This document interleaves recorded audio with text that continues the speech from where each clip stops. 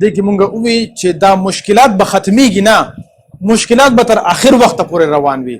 ما چې کوم دا خدمت شروع کوو د یتیمانانو، تاسو څه جماعت مشکلات نو سم مشکلات او سوای چې اوس مشکلات نشته، اوس هم مشکلات شي، مشکلات به نه ختميږي. مونږ به همت نه ویلو. یو خبره د خدای د پاره پښتنو سانونو پیژنئ، ستاسو د پاره خو به ځان له پیغمبر نه راځي. چې انسان ته الله رب العزت څونه مسائل پیدا کړي په دنیا کې، هغه مره ولا حلم پیدا کړی. لکه زه تاسو ته یو مثال درکم، دې کې مونږ وی چې دا مشکلات به ختميږي نه، مشکلات به تر اخر وخت پورې روان وي. ما چې کوم دا خدمت شروع کوو د یتیمانانو، تاسو څه جماعت مشکلات نو سم مشکلات او سوای چې اوس مشکلات نشته، اوس هم مشکلات شي، مشکلات به نه ختميږي. مونږ به همت نه ویلو. یو خبره دا ongoing process دی، continuous process دی، تر اخر وخت پورې مشکلات راځي. مونږ خپل ځان مضبوط ساتو. یو خبره. دویمه خبره ده چې متبادل لارې کتل پکار دي. متبادل لارې کتل څنګه تل پکار؟ هغه وخت کې خټک ته ریډیو او التتو بلسو خو کومه دونه سو پوهه کس وي چې زه چونکی ما کې شوق دی چې زه خپل आवाज خلکو ته ورسوم، زه خپل مدعا خلکو ته ورسوم، خپل ویژن خلکو ته ورسوم.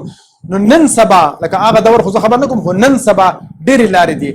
داسې زنانه مونږ وینو چې هغه بالکل پرده کې وي او هغه خپل میسج او خپل پیغام خلکو ته رسي. نو نن سبا خدا ګیله ډیره کم ده. تاسو وخت کې به کېدی شي دا ګیله ډیره هغه وخت کې نور لارې کېدی شي، لکه لیک لوست لارې کېدی شي یا د پرده کې لارې کېدی شي. لکه نن سبا تاسو وګورئ ټي وي والا هم وي، نو کور ته خلک ته دغه راوړي او د دې ځنه انټرویو او ارسزواله بالکل خو په پرده کې وي. نو نن سبا مطلب دا دی چې لکه د حل ډیر موجود دی، هغه وخت کې باندې نسبتا کم موجود وو. نو زه زویما چې مونږ له خدای پاک ډېرې موقع راکړي دي. پکار دا چې مونږ په الټرنیټ سوچ وکړو، په متبادل سوچ وکړو او بیا چې داسې څوک چې سره مونږ ډسکس کوو چې هغه مونږ ګایډ کړو، زموږ د مو پلارم ګایډ کړي چې مخکې مونږ ته لاره آسان شي. ها دې کې یو واقعیا ده چې تاسو به د خپل کامیابی ډیفینیشن په خپل کوي. څه مطلب شو؟ مطلب دا دی چې پیسې ته او شهرت ته خلک کامیابی وي، تاسو به دغه ته کامیابی نه وایي. د خلکو د وجه نه به یو کار نه کوي چې خلک دا کوي راشه مونږ هم دا وکړو. نو یو واقعي ذکر کوي، سیم والټن، دا په امریکا کې والمارټ یو غټ چین دی د سامان خرڅولو، دا میگا مارټ چې څه وایي، نو غټ میگا مارټ هغه ته به والمارټ وي. نو د دې دا مالک به په ټرک کې ګرځیدو، نو په ټرک کې یو ځل روان دی او خپل سټور ته ځي. نو چاته تاسو کو چیرې جی ته خو ملینیر یې، لکه کرونا اربونه ډالر دي تاسو سره، نو ته اله په ټرک کې ځې. نو هغه ته ساده جواب ورکړ چې ما کله کار شروع کو نو ما په ټرک کې شروع کړو، نو مال دا ټرک اس ډیر خوان راکې. نو هغه یره دا خلک متا ته وسوي، نو د خلکو باندې زما پروا نشته چې خلک وسوي، مال مزه راکې ز په ټرک کې. تاسو راته وایي چې موږ سره 200 روپۍ راشي، نو بیا زمونږ نخري او زمونږ بیا هغه عادتونه نو هغه به تاسو ته وي.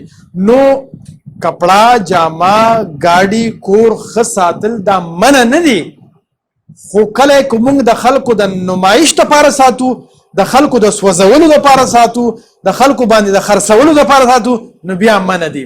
نو د دې مطلب دا شو کوم سیستم استعمالو، نو د دې وجه نه به نه استعمالو چې خلک د چې اوس وځي، چې خلک ماته لګ جیلس شي. نه، کم چې سیستم استعمالوي که خنه خصیز استعمالوي، خو په زړه کې دې د پاره چې الله مال ته دا راکړي، زه د نعمت شکریا ادا کوم او دا د خلکو په کار راشي.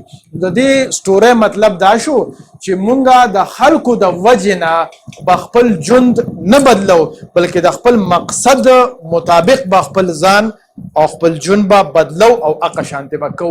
خلک کو هر څه وي نو وای دي.